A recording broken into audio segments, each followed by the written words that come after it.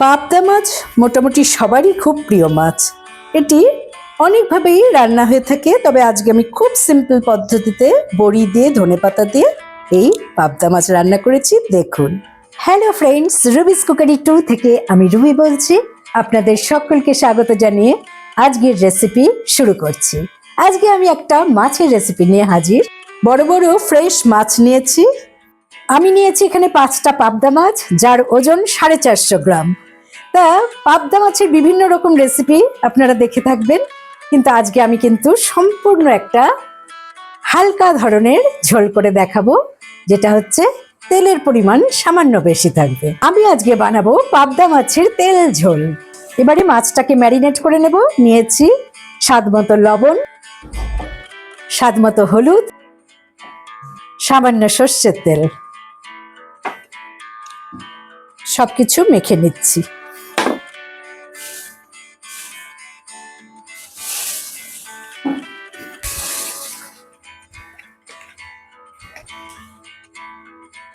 এবারে আমি 10 মিনিট রেখে দিচ্ছি, অন্যান্য ইনগ্রেডিয়েন্টস গুলো দেখিয়ে দিচ্ছি। পাবদা মাছের তেল ঝাল রান্না করার জন্য আমি নিয়েছি এখানে 6-7টা বিউলির ডালের বড়ি,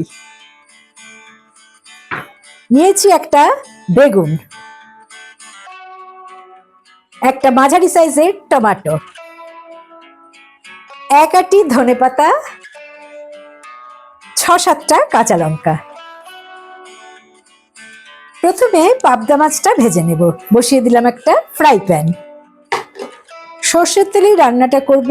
আমি এখানে দিয়ে দিলাম 3 টেবিল স্পুন সর্ষের তেল।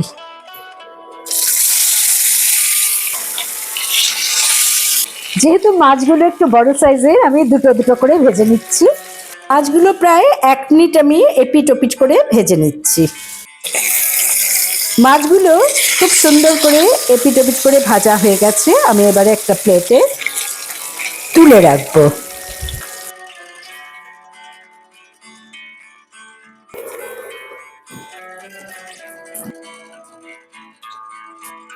সেকেন্ড ব্যাচের মাছগুলো আমি একইভাবে এখানে ভেজে নেব।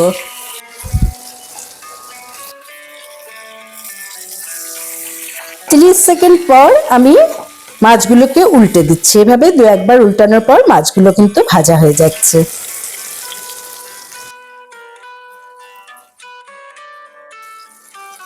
মাছ ভাজা কমপ্লিট। আমি এবারে মাছ ভাজার তেলেই বড়িগুলো ভেজে নিচ্ছি।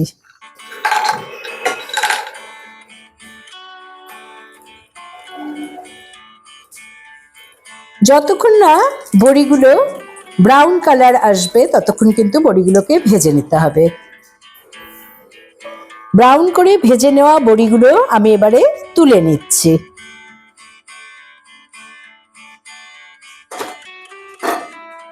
আমি মাছ ভাজার তেলে বড়ি ভেজে তুলে নিলাম। এবারে একটু বেগুন ভেজে তুলে নেব। তা আমি 5টা মাছের জন্য 6 পিস বেগুন নিচ্ছি কেটে।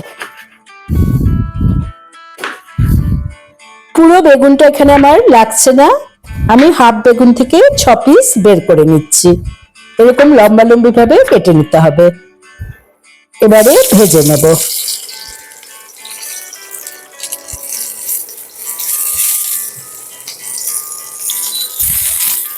মিডিয়াম ফ্লেমে বেগুনগুলোকে ভেজে নিচ্ছি। আমি এবারে কাঁচা লঙ্কাগুলোকে চিড়ে নিচ্ছি।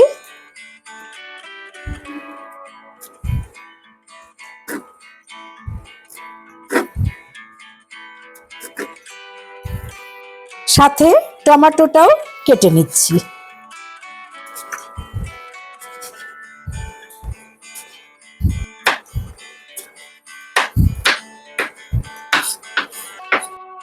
আর ধনেপাতাটাকেও কুচিয়ে নিচ্ছি।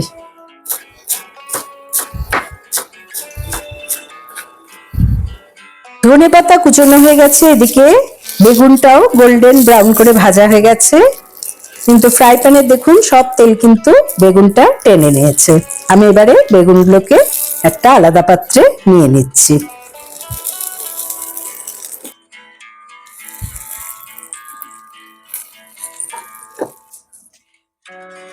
আমি মিক্সিং জারে 2-3টে কাঁচা লঙ্কা নিয়ে নিলাম, আর সাথে টমেটো কুচি, একটা পেস্ট বানিয়ে নিচ্ছি। আমার পেস্ট রেডি।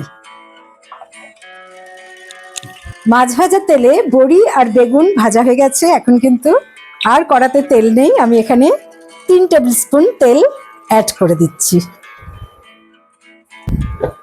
ঠিক আছে, আমি দিয়ে দিলাম 2 কাঁচা লঙ্কা আর সাথে হাফ টিস্পুন কালো জিরে। খুব সুন্দর একটা গন্ধ বেরোচ্ছে। এবারে দিয়ে দিচ্ছি বেটে রাখা টমেটো আর কাঁচা লঙ্কা।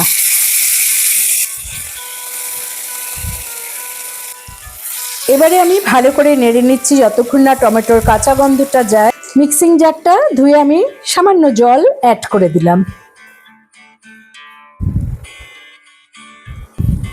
দিলাম হাফ টিস্পুন হলুদ গুঁড়ো, কালারের জন্য 1 টিস্পুন কাশ্মীরি লাল লঙ্কার গুঁড়ো। মিডিয়াম ফ্লেমে 2 মিনিট আমি নেড়ে নিচ্ছি। 2 মিনিট পর তেলটা ছেড়ে বেরিয়ে এসেছে। আমি এবারে এতে অ্যাড করে দেব পরিমাণ মতো জল।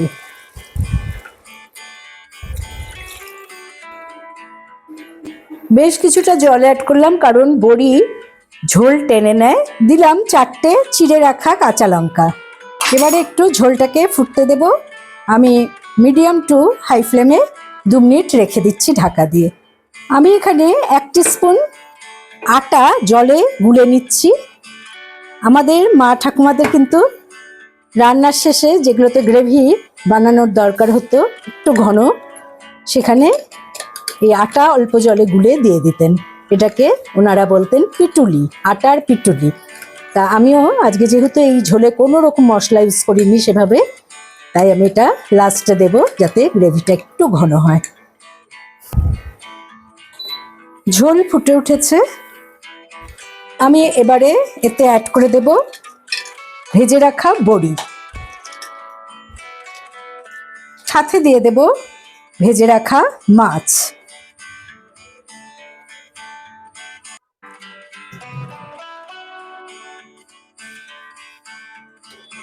স্বাদমতো লবণ আমি দিয়ে দিচ্ছি।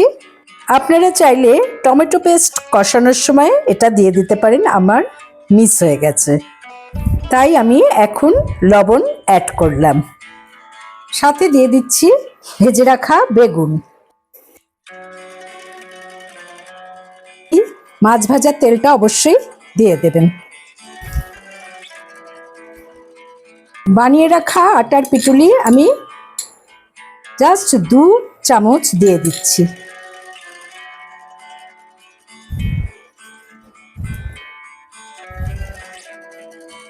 কুচিয়ে রাখা ধনেপাতা দিয়ে দিলাম।